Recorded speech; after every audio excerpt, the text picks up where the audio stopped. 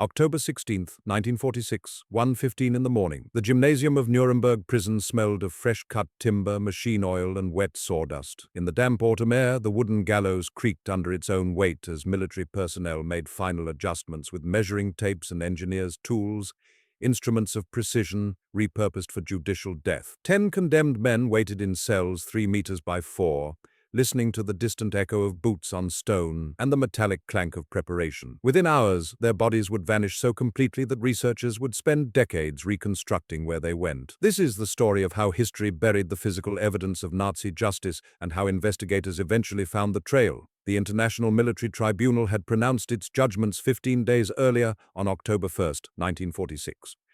12 defendants received death sentences, but Hermann Göring would never face the rope. On the night of October 15th, just hours before his scheduled execution, the Reichsmarshal bit down on a hidden capsule of potassium cyanide in his cell. Guards found him convulsing at 10:45 p.m., his face contorted, the bitter almond smell of the poison already spreading through the small space. The autopsy would confirm what everyone suspected. Göring had cheated the gallows, maintaining control over his fate until the final moment. Allied authorities moved his body immediately, desperate to prevent his burial from becoming a rallying point. Even in death, Göring posed a threat, but where his body went and where the others would go remained deliberately obscure. Before you hear what happened next, drop a comment telling us where you're watching from and what time it is there. And if you're finding this story as fascinating as we did researching it, hit that like button and subscribe. We've got more buried history coming your way. The condemned men had spent months in those narrow cells, sleeping on thin cots bolted to damp stone walls. A single barred window admitted pale light, a metal sink in the corner, the smell of institutional disinfectant mixed with mildew. Lights blazed at 9 p.m., roll calls, flashlight beams cutting through the darkness as guards checked each cell, the thud of boots constant, echoing. Sleep came in fragments, interrupted by loudspeaker announcements and the mechanical rhythm of prison routine. Many prisoners experienced what we would now recognize as sleep deprivation, fragmented rest, anxiety dreams, the awareness that death approached on a fixed schedule. Colonel Burton C. Andrus, commander of Nuremberg prison, kept meticulous notebooks documenting every detail of life behind the barbed wire. His later memoir, I Was the Nuremberg Jailer, would become a primary source for historians, revealing the granular reality of those final months. Daily routine was rigid, lights out at 9 p.m., limited exercise yard time, 2, thin meals totaling 1,500 to 2,000 calories, military-issue rations of barley soup, potato, margarine, occasionally a schnitzel-like protein. Prisoners traded cigarette rations for small luxuries, an extra slice of bread, a bar of soap that lasted beyond the single weekly allotment. The courtroom itself had been a theater of documentation, heavy oak benches, microphones, stenographers creating an oral landscape of typewriter clicks, translator murmurs, the clang of gavels. Legal clerks typed exhibits on carbon paper, stacks of evidence that smelled of ink, glue, and cigarette smoke. The written judgment ran to several hundred pages, dense with legal language about conspiracy to wage aggressive war, crimes against humanity, the systematic machinery of genocide. But words on paper were one thing. What to do with the bodies of those convicted was another question entirely. Prison psychologist Gustav Gilbert had spent months interviewing the defendants, recording their conversations in German. His Nuremberg diary captured moments of pride, denial, religious invocation, the psychological atmosphere of men facing extinction. Some maintained their ideological certainty until the end. Others showed cracks, haggard resignation, late-night weeping overheard by guards, sudden attempts at prayer from men who had spent years mocking religion. Guards awakened the condemned just before midnight on October 16th. The death sentences were read again in formal German, words echoing in those cramped cells. Then came the walk to the gymnasium, bare floorboards, wooden bleachers pushed against walls, the smell of sweat and fresh tar from the gallows construction. The execution ropes were hemp, tightened and checked by military personnel. Soldiers who witnessed the proceedings later wrote about its mechanical, clinical quality, a courtroom judgment becoming penal choreography, performed with the efficiency of a military operation. But something went wrong with the calculations. Reports from witnesses and later historians suggest the standard long drop formulas may have been misapplied. Instead of instantaneous death from a broken neck, some condemned men struggled. Minutes passed, long, terrible minutes, as strangulation rather than trauma did the work. Julius Streicher reportedly shouted defiant phrases even as the noose was placed. One prisoner attempted to speak in High German verse as the sentence was read, a last invocation of literary identity. The gymnasium witnessed suffering that the architects of the trial had not intended, a messy ending to what was meant to be clean justice. By 3 a.m., 10 bodies lay in canvas bags on the gymnasium floor. And then they began their journey into deliberate obscurity. Military vehicles waited outside in the cold October darkness.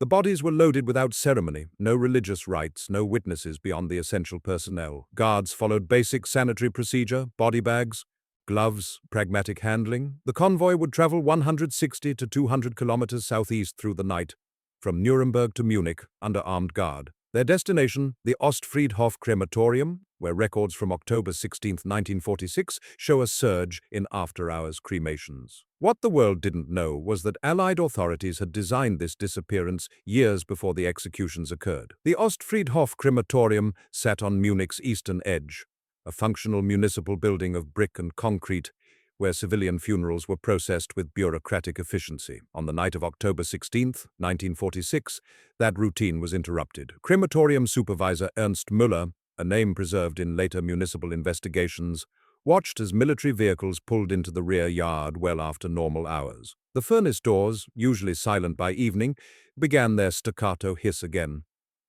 The metallic clank of tongs echoed through the building as crews prepared for what records would later euphemistically call special handling. The Allies had decided months earlier that the executed Nazi leaders could never be buried in marked graves. Allied legal advisors understood the mathematics of martyrdom. A headstone becomes a shrine, a grave becomes a pilgrimage site. Neo-Nazi organizations already emerging in occupied Germany's chaos would seize any physical location tied to the regime's leaders. Sympathizers would lay wreaths, hold ceremonies, convert cemetery plots into focal points of resistance. The solution was absolute. No graves, no markers, no physical evidence that could be venerated. The policy had a clinical name in Allied documents, anti-martyrdom sanitation, and it required making 10 bodies disappear so thoroughly that no future movement could claim holy ground. The crematorium became the instrument of that erasure. Crews at Ostfriedhof later recalled the work in fragments, the kind of sensory memories that refused to fade. The bitter, resinous smoke that hung over the yard that night, the heat radiating from furnace doors, opened and closed in rapid succession, the weight of the canvas bags, the systematic processing, the paperwork filled out in columns that recorded nothing about who these men had been. Municipal logs show the spike clearly. A cluster of after-hours cremations on October 16th, processed without the standard public rites that accompanied civilian deaths. Supervisors confirmed the pattern decades later when researchers finally traced the paper trail. The bodies went into the furnaces one by one. Industrial cremation in 1946 was not the refined process of modern facilities. These were coal-fired furnaces, heavy steel doors, brick chambers that reached temperatures high enough to reduce bone to ash and fragment. The process took hours per body. Operators monitored temperatures, adjusted airflow, ensured complete combustion. By dawn on October 17th, 10 men had been reduced to approximately 200 pounds of ash and bone fragments. The physical remains of the Nuremberg condemned, now indistinguishable grey powder in metal containers. But ash could still become relics. The decision to scatter those ashes in the Isar River was the final step in the disappearance protocol. The Isar flows north through Munich before joining the Danube system, its current swift enough to disperse anything committed to its waters. A flowing river guaranteed no land grave could be marked or maintained by sympathizers. Contemporary press wires from mid-October reported the scattering in terse language, ashes scattered in the Isar. Several newspapers carried exactly that line, reflecting deliberate U.S. policy. But the specific location, the exact date, the personnel involved, those details were deliberately omitted from public records. Allied authorities had learned from history. After World War I, German nationalists had transformed military cemeteries into shrines of the stab-in-the-back myth, places where the narrative of betrayal could be reinforced through remembrance. This time, there would be no such opportunities. The executed Nazi leaders would have no graves to tend, no anniversaries to mark with physical presence, no coordinates where the faithful could gather. Complete erasure was the goal. Military police who participated in the ash scattering operation later described it in reports archived in U.S. National Archives. Bureaucratic language hiding human unease. The ashes were transported to an undisclosed location along the Isar.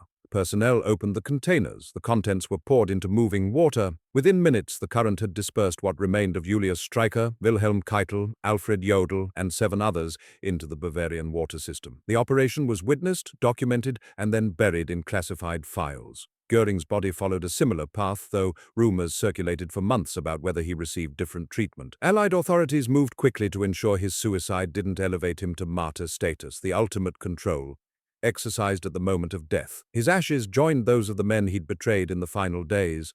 All of them dissolved into the same anonymous dispersal. No graves, no shrines, no remains. For years, the official story ended there.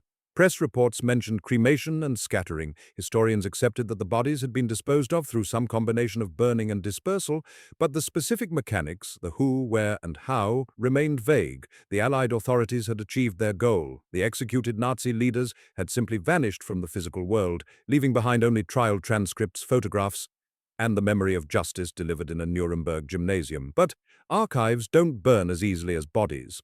The problem with systematic documentation is that it creates paper trails even when secrecy is the goal.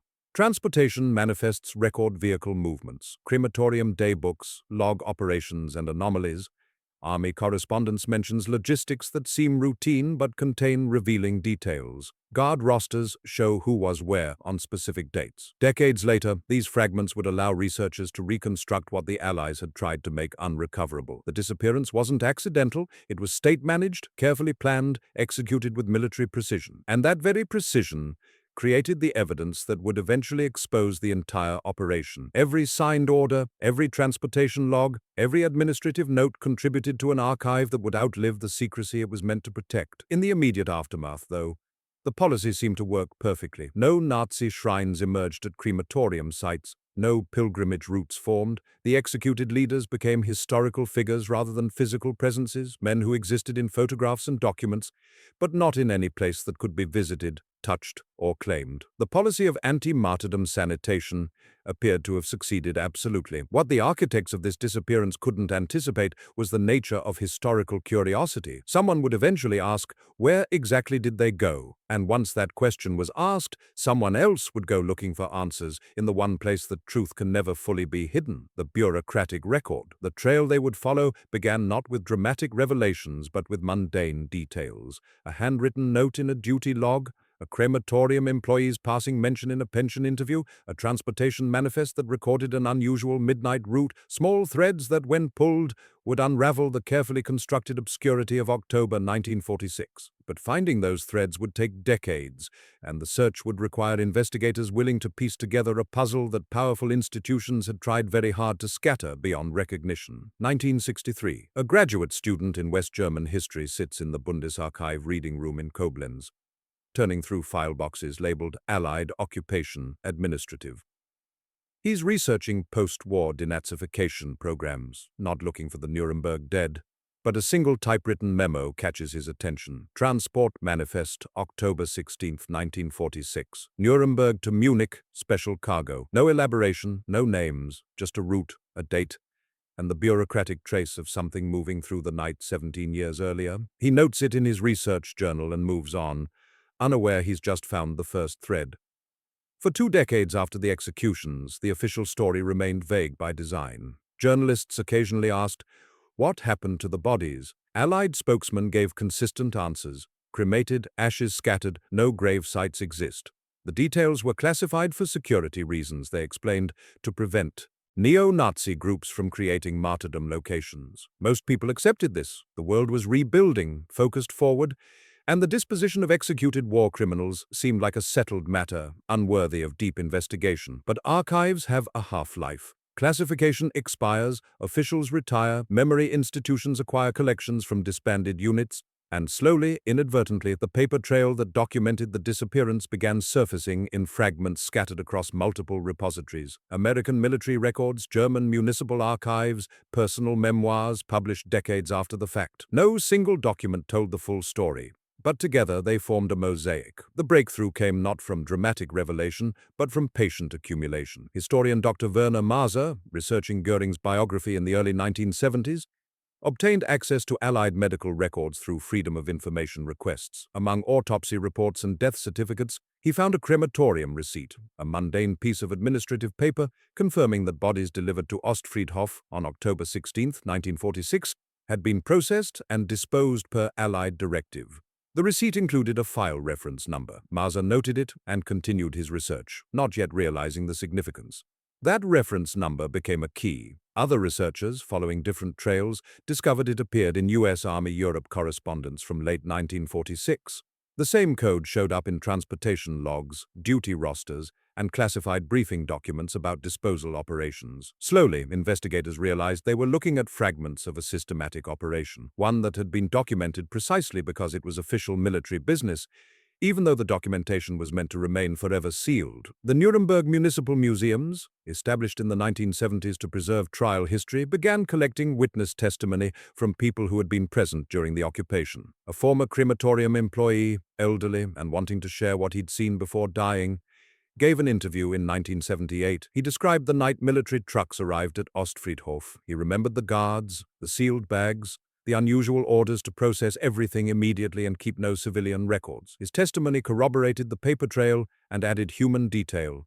The smell of the smoke, the tension among the workers, the understanding that they were participating in history's deliberate erasure. What would you have done? Working at that crematorium, ordered to process bodies without asking questions, knowing that speaking about it could mean consequences? Would you have stayed silent? The workers at Ostfriedhof did. For decades, most kept their silence, whether from fear, indifference, or the simple human tendency to avoid uncomfortable memories. The few who spoke did so only near the end of their lives, when the weight of witnessing outweighed the old habits of discretion. The real investigative work intensified in the 1980s and 90s as Cold War archives began opening. American researchers gained access to files that had been stamped secret for 40 years. These weren't dramatic smoking guns, but administrative mundanity. Duty logs recording who transported what, where, and when. Guard rosters showing which personnel were assigned to special detail on October 16th and 17th. Mileage reports from military vehicles that traveled from Nuremberg to Munich and back. Requisition forms for canvas body bags and cremation services. Layer by layer, the picture emerged. Dr. Robert Connaught, researching his comprehensive history of the Nuremberg trials in the mid-1980s, obtained declassified correspondence between Colonel Andrus and his superiors. One letter, dated October 10, 1946, 6 days before the executions, laid out the disposal protocol in bureaucratic detail. Bodies will be transported to crematorium facilities in Munich area. Ashes will be scattered in moving water to prevent gravesite establishment. All personnel involved sworn to secrecy under military regulation. No public disclosure of specific locations. The letter proved the disappearance wasn't improvised. It was planned, authorized at command level, and executed as policy. Municipal archives in Munich provided the final pieces. Ostfriedhof crematorium day books, preserved as routine municipal records, showed the October 16th surge clearly. While individual names were omitted, the entry recorded 10 special military cremations processed 0200 0800 hours. No civilian rights. Cross-referencing this with U.S. Army transportation logs confirmed the timeline. Bodies arrived from Nuremberg late on October 16th, were cremated through the night, and ashes were removed by military personnel before dawn on October 17th. But where exactly were they scattered? That detail remained elusive until 1992, when a retired U.S. Army captain granted an interview to researchers at the United States Holocaust Memorial Museum. He had been a young lieutenant assigned to the disposal detail. Now in his 70s, he described the operation with the precision of vivid memory. They had driven to a small bridge over the Isar south of Munich. The water was running high from autumn rains.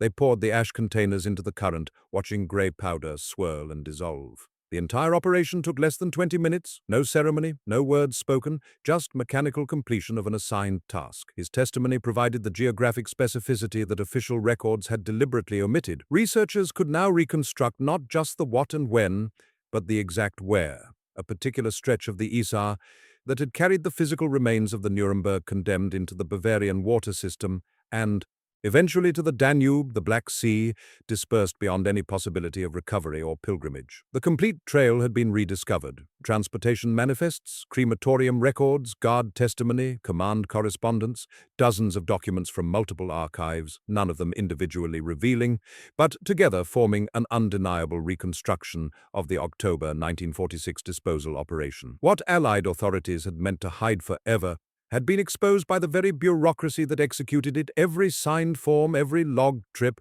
every procedural notation had created evidence that outlasted secrecy. The irony wasn't lost on historians. The systematic German bureaucracy that had documented genocide so meticulously had been matched by systematic Allied bureaucracy documenting the judicial response. Both systems believed in records, in procedures, in paper trails that proved orders were followed. And both systems created archives that would eventually tell stories their creators might have preferred remained untold. By the early 2000s, the complete narrative could be written with confidence. 10 executed Nazi leaders traveled from Nuremberg prison gymnasium to Munich crematorium to Isar River dispersal, all within 24 hours, all according to a premeditated plan to prevent their graves from becoming shrines. The policy had worked. There were no Nazi pilgrimage sites at Ostfriedhof or along the Isar, but the price of that success was documentation that future researchers could reconstruct decades later. History had buried the evidence, but history also preserved it, waiting for those willing to dig. The rediscovered trail raised a question more unsettling than where the bodies went. Had the disappearance actually worked? By the time researchers published comprehensive reconstructions in the late 1990s and early 2000s, neo-Nazi groups had existed for decades without the benefit of Nazi leader graves. Extremist organizations had found other symbols, other rallying points, coded numbers, historical dates, ideological texts. The absence of physical burial sites hadn't prevented the persistence of Nazi ideology among fringe movements.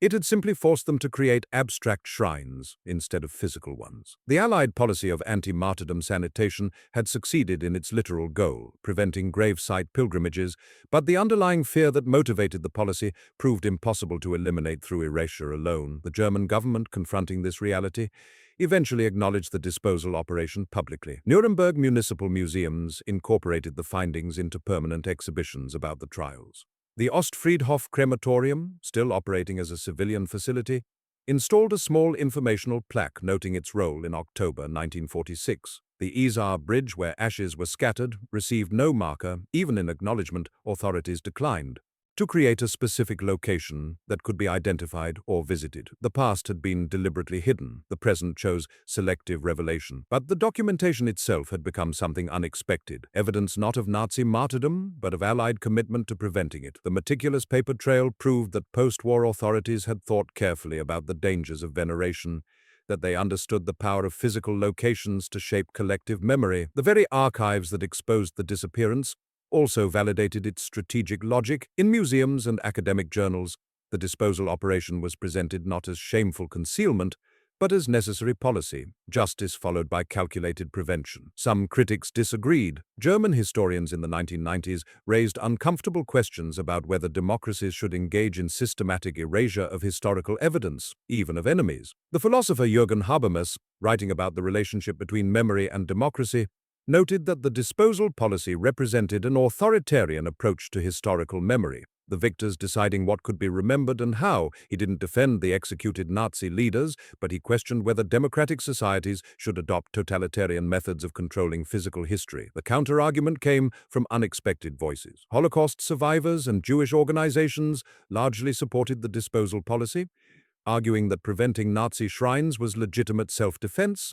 Rachel Levy, a Buchenwald survivor who testified at the trials, said in a 2003 interview, "They wanted to erase us completely. No graves, no memory, no trace. Instead, they were erased. That isn't injustice. That is proportional response." For those who had watched the Nazi regime attempt to eliminate entire peoples from existence, the Allied decision to eliminate Nazi leaders from physical geography seemed modest rather than extreme. The debate revealed deeper tensions about how societies remember atrocity and punish those responsible. Should executed war criminals receive burial rights? Should their families be allowed to mourn at identifiable graves? Does preventing pilgrimage justify denying basic funeral practices? These questions had no easy answers, and the rediscovery of the disposal operations details forced new generations to grapple with choices made in the immediate aftermath of industrial genocide. Meanwhile, the archives themselves became objects of study. Researchers analyzed not just what the documents revealed, but why they survived. The answer illuminated a fundamental tension in modern bureaucracy.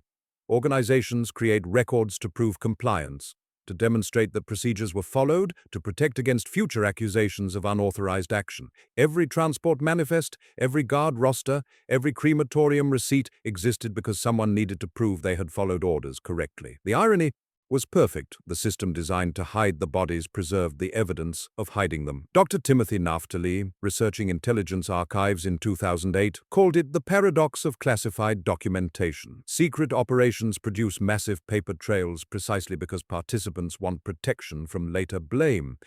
Everyone involved in the October 1946 disposal wanted proof they had acted under proper authority, so they documented everything, assuming the classifications would hold forever. They couldn't imagine a future where those classifications would expire, where archives would open, where patient researchers would reconstruct operations meant to remain permanently obscure. Secrecy created its own evidence. The families of the executed received their own strange resolution. For decades, relatives had been told only that their family members were executed and disposed of. No remains available, no grave to visit. Some accepted this. Others spent years requesting information, writing to Allied authorities, seeking any detail about final disposition. When the full story emerged in the 1990s, reactions were mixed. Some families felt vindicated.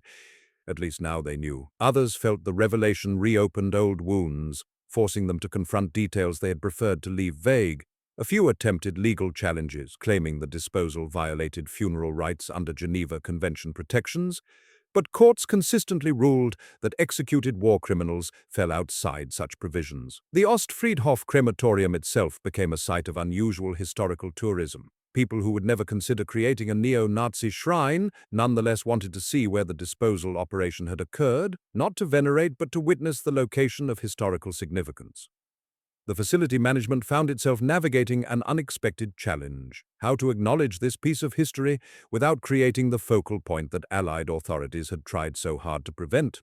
The solution was minimal: a small plaque with basic facts, no names listed, no suggestion this was a memorial. History noted but not celebrated. The Isar continued flowing, indifferent to its role in October 1946. Unlike crematorium buildings or prison gymnasiums, the river couldn't be marked or transformed into a museum. Water that carried the ashes had long since flowed to the sea. The bridge where the disposal occurred handled daily traffic. Commuters crossing without awareness that beneath them, decades earlier, military personnel had poured containers of ash into moving current. Geography remembered nothing. Only archives preserved what had happened there. And that, perhaps, was the final irony. The Allied authorities had chosen water dispersal specifically because rivers leave no trace, no physical evidence for future veneration. They had succeeded. The Isar held no relics, no fragments, nothing that could be recovered or enshrined. But their own documentation created a permanent record more detailed and indestructible than any grave marker could have been. They had eliminated the bodies, but immortalized the process. They had prevented physical pilgrimage, but created archival pilgrimage, drawing researchers to documents instead of graveyards. The past cannot be erased, only relocated. In 2007, the 60th anniversary of the trial verdicts, German and American officials held a joint commemoration at Nuremberg. Speeches acknowledged the disposal operation openly for the first time in a major public ceremony. The German Minister of Justice called it a necessary measure taken in extraordinary circumstances that we hope never to repeat. The U.S. ambassador noted that transparency and secrecy sometimes serve the same goal: preserving democratic values against those who would destroy them. The executed Nazi leaders remain absent from physical geography. No graves exist. No coordinates can be visited. The disposal operation achieved its literal objective completely, but the story of that disposal, reconstructed from buried archives, has become part of the historical record it was meant to erase from. Future generations learn not just that war criminals were executed, but exactly how their bodies were made to disappear. Every transport, every cremation, every scattered ash documented and preserved for historical judgment. The gymnasium in Nuremberg prison was demolished decades ago. The Ostfriedhof crematorium still operates, serving Munich civilian dead. its role in October 1946 now a footnote to normal business. The Isar flows on, unchanged, carrying autumn rain and spring snowmelt toward distant seas. And in archives across 3 continents, the paper trail remains. Transportation manifests, crematorium logs, guard rosters, command correspondence. The evidence of men who tried to make evidence disappear, the documentation of erasure, the permanent record of those who believed they could eliminate physical memory, only to discover that bureaucracy remembers everything, eventually reveals everything, preserves everything for anyone patient enough to look. The Nuremberg dead are gone, but the archive of their disappearance ensures they will never be forgotten, not as martyrs, but as the subjects of calculated policy, executed justice, and the stubborn persistence of historical truth against every attempt to bury it. History buries nothing permanently. It only waits for excavation.